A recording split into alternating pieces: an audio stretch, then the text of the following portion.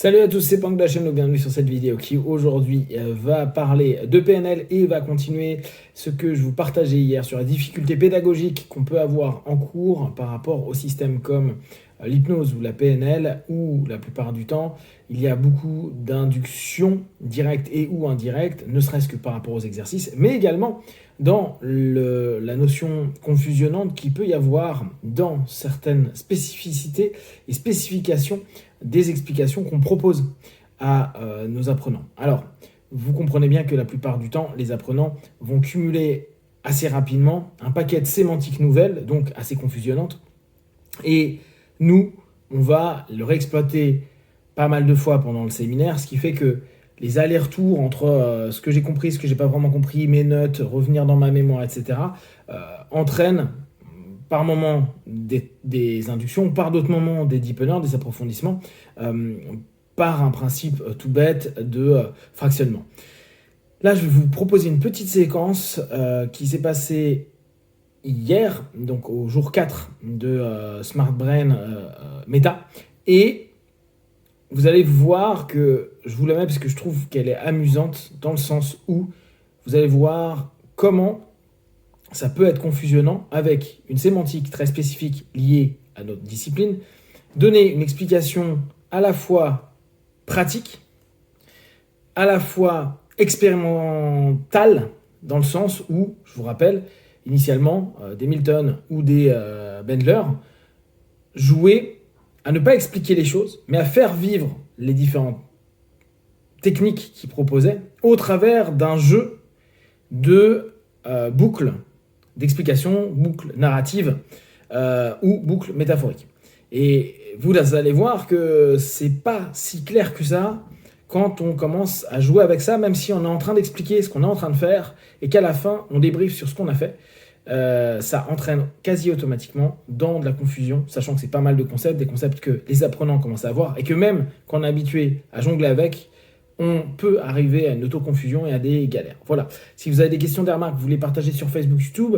Et surtout, c'est plus pour l'observation et vraiment le côté fun de cette facette-là où on peut s'interroger pas mal à se dire « Bah ouais, mais je le fais peut-être pas mal de fois pendant mes sessions. » Et donc, tu m'étonnes qu'après, les gens ils soient complètement à l'ouest ou que cette subtilité-là puisse mettre beaucoup de temps à être appréhendée parce que même en tentant d'être clair, en fait, plus on tente d'être clair et moins on l'est. Gros paradoxe. Voilà, donc ne prenez que ce qui est moins juste pour vous. Testez, analysez et concluez. Big one, ciao. Éléments de ma communication à ce moment-là. Vous voyez la différence ou pas? Parce que là, c'est subtil comme notion. Tu peux répéter? Ce qui est important, c'est le TOT, c'est le T, c'est le test. Le test, c'est là où je vais mettre mes commandes imbriquées, c'est là où je vais utiliser mon Milton modèle, ou c'est là où je vais utiliser mes méta-modèles, les violations, etc., etc. Je vais appuyer dessus. C'est ce qui va me permettre de voir si ce qui se passe normalement dans la discussion, dans la communication, m'a permis d'avoir un ensemble d'informations ou une structuration interne suffisante pour commencer à mettre en pratique l'orientation et l'objectif que je veux. Et je peux le savoir qu'en testant vers l'objectif que je veux. Donc c'est de l'opérationnel, c'est en gros la phase courante, concrète de notre dialogue. Le T, ça va être l'expérience liée à l'objectif, donc souvent le message ou le questionnement. Ça dépend si je suis en Milton modèle ou donc sur une phase à ce moment-là, Milton modèle ou une phase métamodèle. Je teste, je revois le feedback et le feedback, je vais le voir pendant la phase opérationnelle, dans la discussion normale. Est-ce que les gens ont compris ce que je viens de dire? Est-ce que les personnes... Là par exemple, c'est ce que je viens de faire.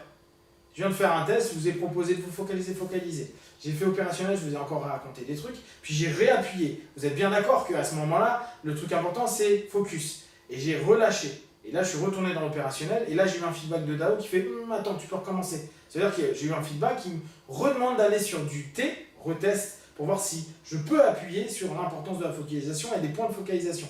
Donc, je reteste, et je vais remettre un opérationnel pour voir si j'ai un feedback et si c'est plus clair. Vous voyez la différence de sémantique, de ce que j'appuie, de la façon dont je fonctionne, et je ramène sur l'opérationnel. Là, j'ai un oui de ce côté-là, là, j'ai des lèvres qui bougent. Donc après, soit je le fais en indirect, et je vais faire, ça vous semble plus clair? Et voilà, là, j'ai eu un oui. Et là, je peux continuer et me dire, maintenant, je suis dans ma phase de décision. Est-ce que je continue à faire de l'opérationnel sur l'objectif que je veux, c'est-à-dire vous faire comprendre que l'important c'est se focaliser et faire focaliser sur la notion de test, le test qui sera l'ensemble des éléments liés à mon objectif que je mets en place dans ma communication. Et si je décide de continuer à vous donner de l'info dessus ou à sortir de mon test, exit, ma décision est de dire ok, je vais passer à autre chose parce que mon message est passé. Bon, là, c'est la version plus précise de ce que représente le TOT. Mais de façon générale, c'est de dire bon, je teste quelque chose. En réalité, ça devrait être au TOT si on y réfléchit réellement. Parce que c'est de quelque chose d'opérationnel, il faut du concret. Et ça ne serait pas vraiment du TOT, ça serait au, test, opération, décision, opération, test à nouveau. Et du deuxième test, du troisième, du quatrième, en fonction du feedback, je décide si je continue ou pas. Est-ce que je reteste? Est-ce que je remets dans l'opérationnel? Ou est-ce que je sors et donc mon objectif sur cette phase de communication est faite? Donc c'est un sous-ensemble de mon objectif. Pour arriver à vous faire comprendre des aspects de la stratégie, je vais passer par le TOT. Du TOT, ça vous l'avez compris, donc j'ai fait un exit. Je suis passé sur explication d'un TOT plus important, plus précis. J'ai fait opérationnel, vu que j'avais parlé du TOT, que j'ai pu expérimenter, que vous avez validé, j'ai fait un exit. Je suis parti donc sur l'opérationnel depuis l'expérience précédente. J'arrive, donc je suis sur un autre objectif, faire comprendre le TOT plus précisément. Je commence, je fais de l'opérationnel en reprenant les différents éléments. Je teste, j'appuie sur le focus et l'importance du test dans le TOT.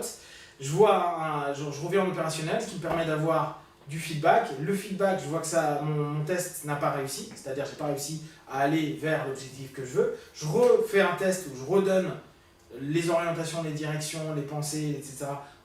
Qu'importe, là j'ai utilisé du Milton Model, mais j'aurais pu très bien utiliser du méta. Je commence à voir, j'arrête mon test pour voir si j'ai un feedback. J'ai un feedback, le feedback c'est « Ah, ça a l'air plus clair, génial, j'ai la décision à prendre, est-ce que je continue à appuyer sur le sujet ou est-ce que je sors et je passe sur un autre truc ? Ah tiens, je suis sorti, je suis allé sur un autre truc qui prend la synthèse du TOT et de l'explication du TOT en reprenant les deux éléments pour savoir si tout ça c'est basé. Donc j'ai refait un troisième TOT pour vérifier que vous avez compris les deux premiers en prenant les deux premiers et en le mettant dans le troisième. Ce qui fait que en même temps j'ai fait quoi ? Une métaphore en briques. Putain. Vous voyez la Ah ouais. Putain, mais bon, Ouais, c'est faux. là c'est puissant. Hein. Ouais. Là, vous voyez Ouais. le process. Hein. Et ça, on doit le penser tout le temps. Dire, je tote ou pas? Qu'est-ce que je tote? Est-ce que j'expérimente jamais? Quelle décision je prends? Et après, là, on est à la fois dans du Milton Model, parce qu'au bout du compte, la manière dont je vais là, je l'ai formalisé, c'est plutôt sur du Milton Model. Et en même temps, je suis toujours dans ce TOT. Parce que le Milton Model, ça va être ma phase de test dans laquelle je vais appuyer mes éléments. J'aurais pu très bien le faire en test, vous dire, et qu'est-ce que vous avez l'impression de pour aller vers plus